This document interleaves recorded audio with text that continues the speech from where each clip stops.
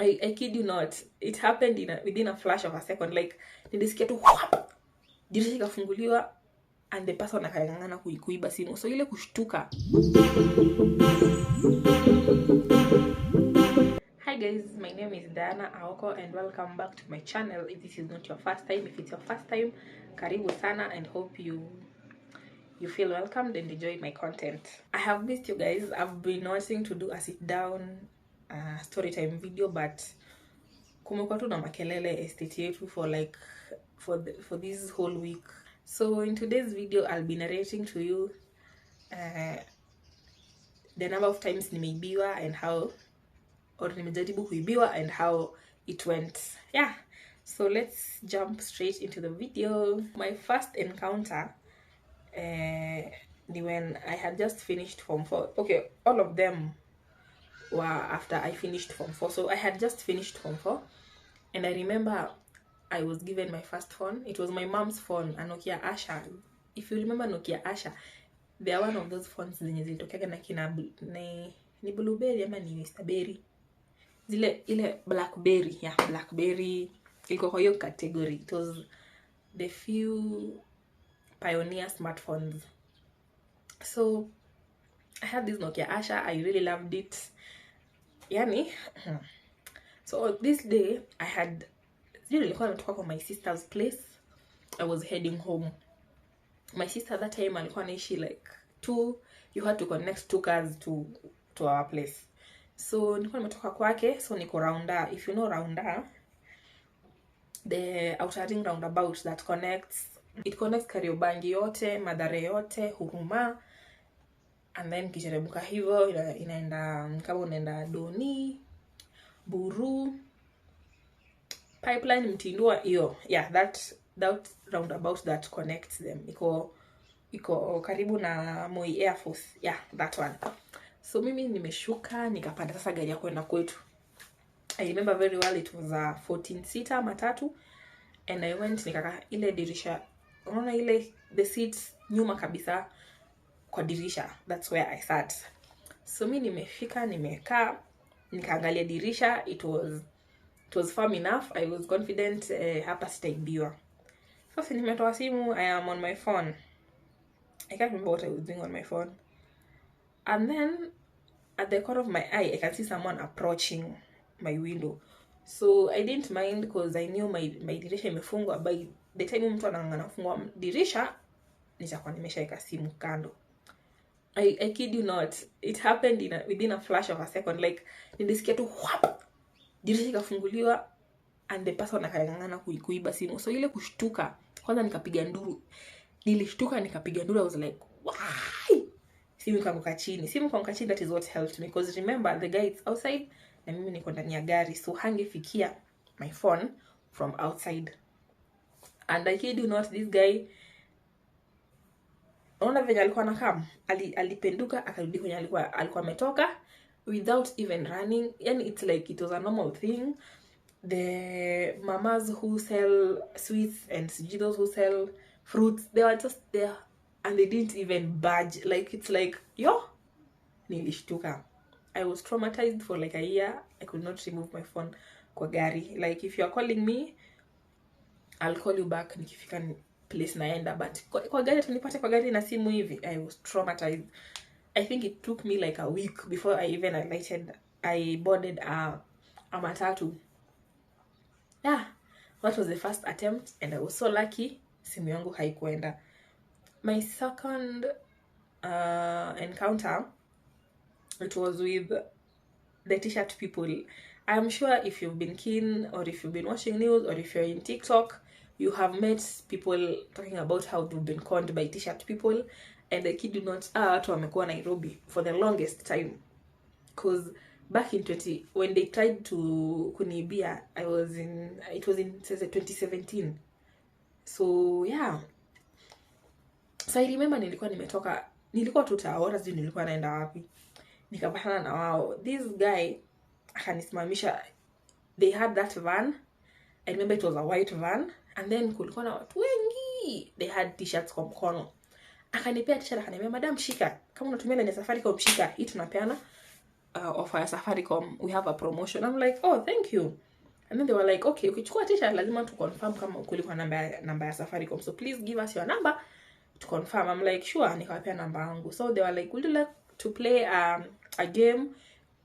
You never know, you could win something. And this guy was so polite. Yani alikuwa unaamini yenyewe this is Safaricom. He was so courteous, he was polite, and he was quite matured. I think he was like in his 40s. Alikuwa amekula tu miaka.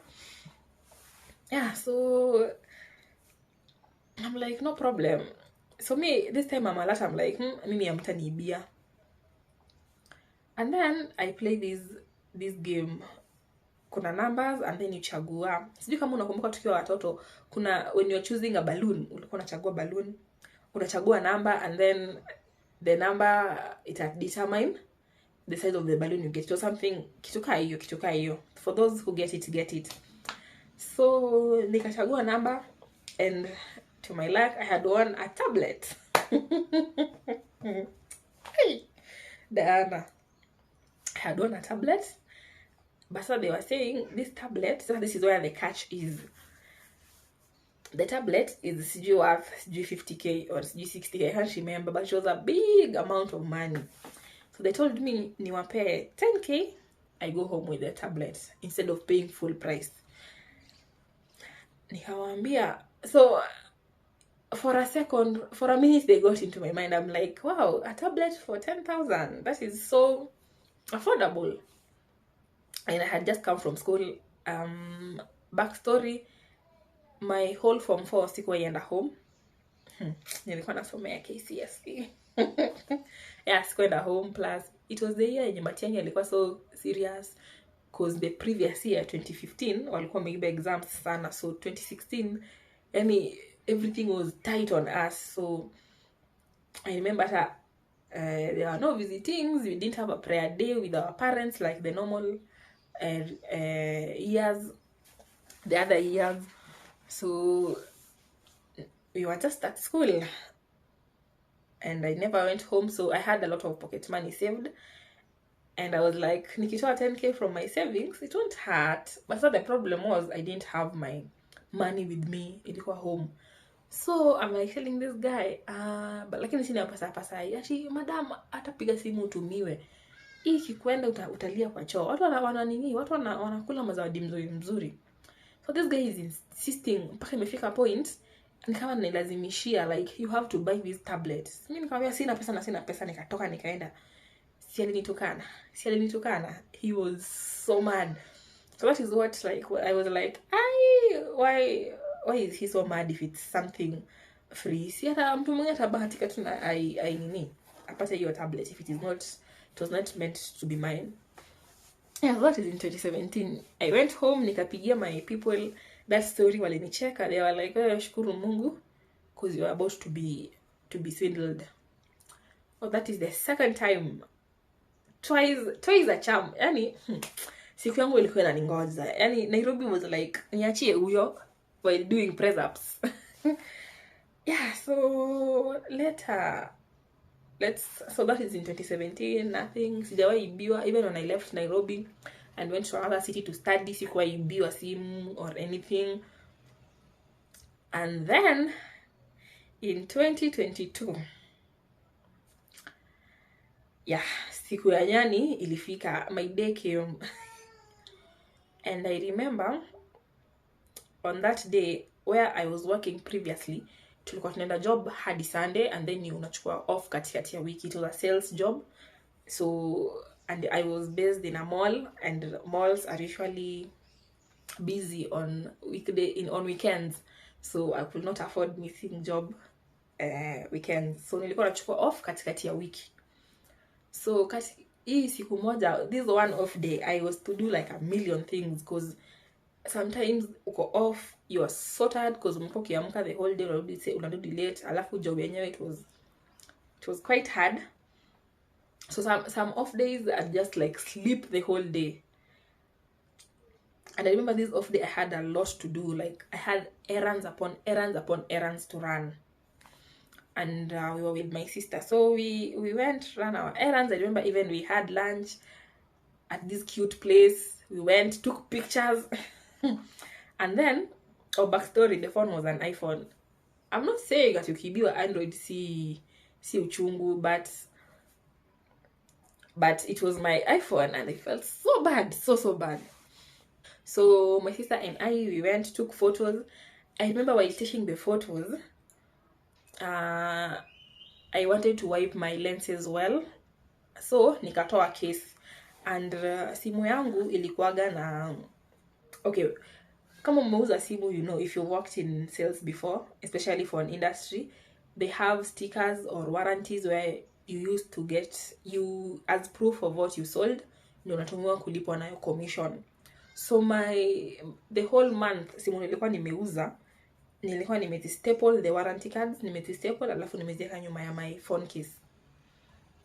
Yeah, so that day when I was taking photos of my sister, I'm like, Angie, hebu shika tutoe hizi. I remember I even had a note, a 200 bob note. Nikatoa, I gave it to my sister. I was like, please shika hizi in case hata simu isiende na warranty card zangu, because I don't know where I'd start if all my warranties got stolen. Yeah. Kumbe I was jinxing myself. This tongue, ogopa, the tongue has power. Especially in bad things. It has power. So we took photos, we had lunch. I remember we went, yani tulikuwa tuna mashughuli mobi usiku. By the time tulikuwa tunamaliza, it was around 6:37ish. Yeah, so tukiwa tunaenda kupanda gari turudi home, there's this guy, he's a hawker along Tomboya Street, and he sells shoes, doll shoes, ballet shoes, hizo. Sometimes heels, but anakuanga vitu kali sana. So tukapita hapo. I told my sister, hey, by the way, this guy anakuanga vitu poa. I have like 2 pairs from kwake and hazijafade na bado ni mpya, like they were new. And then my sister was like, really? Natafuta viatu. Hebu tuende tukaangalia kama naweza kuwa na size yangu. So if you know how hawkers wanakuanga wameset nidi zao, their working stations, wametandika gunia chini like in a rectangular shape. Sasa we were on one side with my sister. So my sister is busy, anapimishwa viatu. Simu yangu ikalia. Simu kulia, si nikatoa, nikaangalia. I saw who was calling. I was like, najua what this person nini anataka. I'll text them whatever information they want when I get somewhere safe. Nikarudisha simu kwa bag, nikafunga. This whole time my handbag is in front of me like this. So see, we on one side with my sister. My sister is here, mimi niko hapa. I saw Kia to the other side of the rectangle. Sasa nimezunguka, nimeenda kuiangalia, nikainama, nikaiokota. Nimeiokota like 3 or 4 ladies came all at once. They came, mwingine anachagua, mwingine it's like they were together or they were not together, huwezi jua. Plus that street is usually crowded during rush hours. So mwingine ameinama anaokota, anaongea na mwenzake, mwingine amekama, she's like, yeah, hiyo kiatu ni rembo. So she's telling me, hiyo kiatu ni rembo. I'm like, really? Ati, umeipata wapi? So niachie, like, kwani nilikuwa naangalia wapi kichukua hiyo kiatu? Una size 39? Hata mimi na size 39. Hiyo kiatu ni rembo sana. So mimi, my whole mind iko fixated kwa hii kiatu. And then sasa I'm like going to show my sister the shoe, nisikie opinion yake, if it is really worth it ama nahaipiwa tu for nothing. So nimerudi kwenye my sister was, tukaanza kupima. Those ladies, imagine they left. After they just left like this, like after kitu kama 10 seconds hivi, I snapped out of whatever they had snapped me into. Like nilisikia tu, hebu check your phone. On checking my phone, it was gone. Like between mimi kuenda kuchukua, mimi kupigiwa simu, kurudisha kwa bag, kuenda kuangalia hiyo kiatu and coming back, it hadn't even been 3 minutes. It was less than 3 minutes and my phone was gone. So I immediately told my sister anipe simu yake. We call in case I hear it, nijue nani yako nayo. Kupiga hiyo number ilikuwa mteja. Like, those people are fast. And then, you know, with iPhone, hauwezi zima simu unless ukuwe na pin code. Like, you can't access it once it's locked. you can't like switch it off when it's locked until you unlock it. So what they do, they remove the SIM card. That is what I was told. Liniuma, I remember I was so confused. Karibu nipande gari wrong kwenda home. And then I took like a week before I replaced line. I took 2 months and could replace the phone for me to get another smartphone. Nilikuwa natumia kabambe for 2 months plus. Yeah, so it was quite sad, but yeah, it is what it is. There has been insecurity issues, especially within Nairobi town, and I'd love to naweza tu waambia yani you be careful, you be vigilant. Na mtu akiibiwa usisimame hapo na record ama unaangalia tu, like call these people out. Also we should pray, like hiyo kutoka kwa nyumba asubuhi rudi jioni when you are safe, it's not by chance, it's not at because it's your right, no, it's by the grace and mercies of God or Allah. Also kuna hii new way where they wanaibia watu kwa matatu. So unapanda matatu, you are like 2 or 3 people, unaambiwa usonge mbele kabisa ukae na driver cause jua anataka kama mzigo kwa hii kiti nyuma ya driver, especially 14-seater matatu ziko notorious. So ukienda ukae na driver mbele, there is somebody between you and the driver. Yes, unaanza kuambiwa oh mlango haijifungi, funga mlango vizuri, and the car is moving. I've had like 4 cases now, the same story. Unaambiwa ufunge, so wewe unaangana kufunga mlango, wanakuibia. Ama mtu anajifanya anataka kutapika, so unaangana kufungua dirisha sikutapikie, unaibiwa. Some are even bold, wanakutolea kisu ama gun, wanakwambia utoe kila kitu ama ushutiwe ama udungwe, so you have no other choice. So ukipanda especially 14-seater matatus, please be very careful.